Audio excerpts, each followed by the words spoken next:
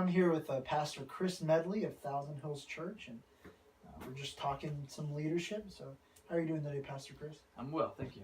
Good. So, I just have a couple questions here. My first one for you is, how did you get into ministry?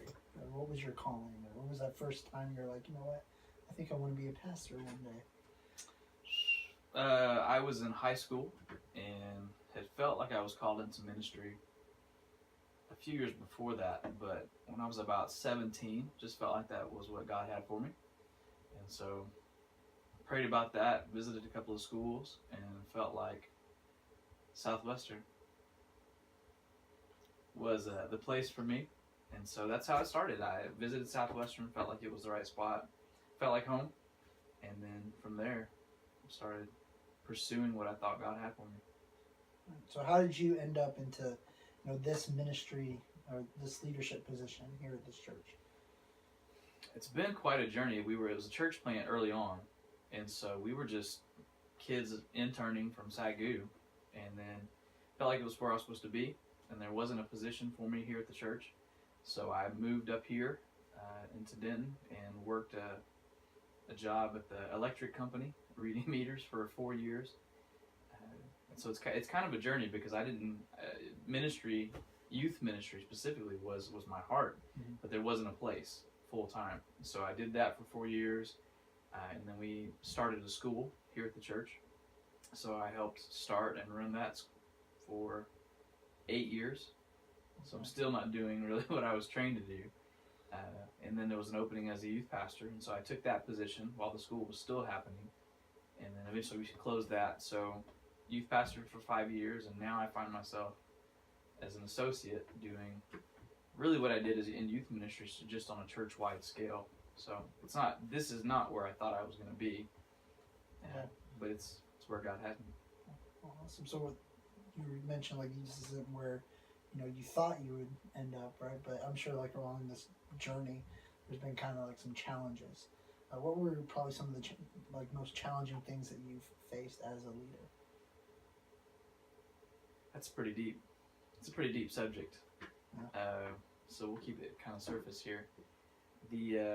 It's always challenging when you don't feel like you're doing really what you're called to do, especially when the expectation coming out of college is, I'm going to find a youth pastor position, I'm going to be in leadership, I feel like this is what I'm supposed to do, and yet I know I'm where I'm supposed to be, and that's not an option.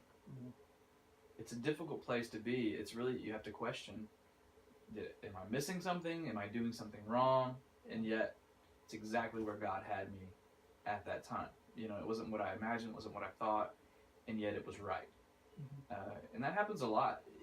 And I've been here for almost 18 years. And I can't tell you how many times I thought, am I really supposed to still be here? Did I miss God somewhere? Am I supposed to be somewhere else? That I just missed it, And every time God confirmed, no, you're still where I want you to be. So there's lots of different challenges in different areas. Leadership changes with people above me are always difficult. Pastoral change, really, for the church, it's difficult to adjust to new leadership, new styles, new vision, new expectations. It just can be difficult if you're not sure you're where you're supposed to be. And really, that's the biggest thing, is if I'm confident that I'm where I'm supposed to be, regardless of what I'm facing, then I'm good. Yeah. So how do you get that confidence, like, every day? Because it's probably hard, like, day in and day out. Especially you're feeling like, like what now? Like, it's hard to maybe sometimes get through the day. How do you find that confidence to keep moving forward and keep pushing through to that calling that you felt like God's put on your life? It really changes by the day on how you feel, based on where you're at in ministry. Yeah. Some days you really feel like, man, I'm just kicking butt. I feel like I'm exactly what I'm supposed to be. Or you face a couple of weeks where things don't go well, people are upset. Maybe I missed something. And so it's really the confidence of knowing that God has you where you're supposed to be. And that only comes through, sometimes people will give you little encouragements. They'll give you a little pat on the back or a good game. Hey, listen, I really appreciate whatever. And sometimes that's kind of the hurdle you need. All right, man, Lord, that's what I needed. I feel like I'm doing the right thing. But really, it's an assurance that I know that I know. that I know that this is what God has for me, and regardless of how I feel, regardless of what I'm facing, I know this is where I'm supposed to be. And until that direction changes, until I know that it's different, then I'm just going to keep doing what I do. You know, so it's not a confidence necessarily that I'm always doing a great job and that I can see results, but it's I know that I'm being obedient to where God has me, and I'll do that until it changes. Right, just kind of having that. Does that answer your question? Yeah, kind of just having like that faith that like God's hands over everything. So throughout your ministry and your leadership, what have been some of the rewards that you would say that like, hey, that was an awesome moment, or in student ministry and in the school and different things, really just in any ministry, but specifically those, I always enjoyed the moment where it clicked for a student, where regardless of what their background is, but when you're leading people and they finally get it, that moment, that aha moment, is a huge reward. Because you realize we really are making a difference, not just in somebody's life today, but an eternal difference. When you get that aha, it makes sense to them now. Yeah. And so it's pretty cool to know that God uses you on a daily basis to make that change, help people's lives change and develop and grow in their relationship with the Lord. It's encouraging. It's really encouraging. There's not a lot of, it's not like winning the lottery. It's not a huge financial blessing that goes with it, but it is cool to see God always take care of you. Yeah. It's one of the things that has always been encouraging to us. God's always taken care of us. I mean, we're not rich by any means, but we've always had what we need. It's encouraging, not only us personally, but for the church to see God answering needs, big things, and meeting it and knowing that it's cool. God really does know what we're going through. He really is a part of the process, and we can trust Him. Yeah. So it's cool. And now I've been here long enough that I can see people who were very young when the church started, who are still serving the Lord. They've got their own families at the church, raising their kids.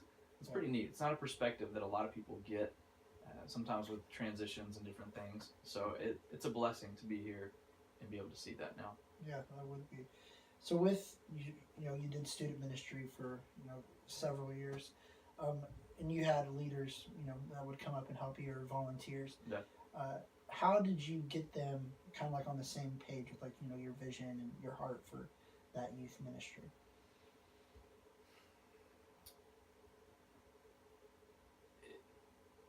It changed and developed over the years. As I grew, I got better at that. It's one thing to have a big grand, this is what I want to see happen. I think what I learned was people really, if they're serving with you, like they want to see things happen. They want to see people's lives change. Ultimately, that's why they're doing it. They want to be a part of something that's living and growing. And so I tried to make them a part of the process. Hey, help me evaluate. What are we doing? What's going on? And so evaluating what we do, then be a part of the process of making it better. How do we make this better? And then really finding out what they're good at and letting them use their gifts and talents naturally to help me. And some of them, it just varies by person, but regardless of the age, we had a guy who was in his mid-80s serving with us. And he didn't do a lot with the kids, but he was a great encouragement, a great trainer and leader for our other leaders. So finding people, putting them in the places where they can flourish and grow is a huge part of it. When they feel like they're a part, they're way more apt to all in. Yeah. And so it got easier as you get older and you realize how people work. So does that answer the question? Yeah. I don't know that it does. No, it answers does. it well. It does. So, no, you're doing good. But I don't want to take too much more of your time. I know you have a busy schedule. But just one last thing. What would be one thing that you would consider to be the most important aspect of a leader, whether it be in ministry or in a business somewhere? What would be that one thing that you would say, strive to be, this leader?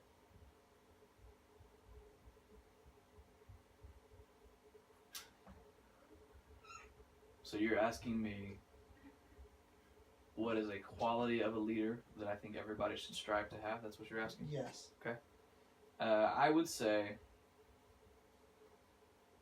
you got to know where you're headed. So there's a book that talks about habits of effective leaders. And one of the things they talk about is beginning with the end in mind.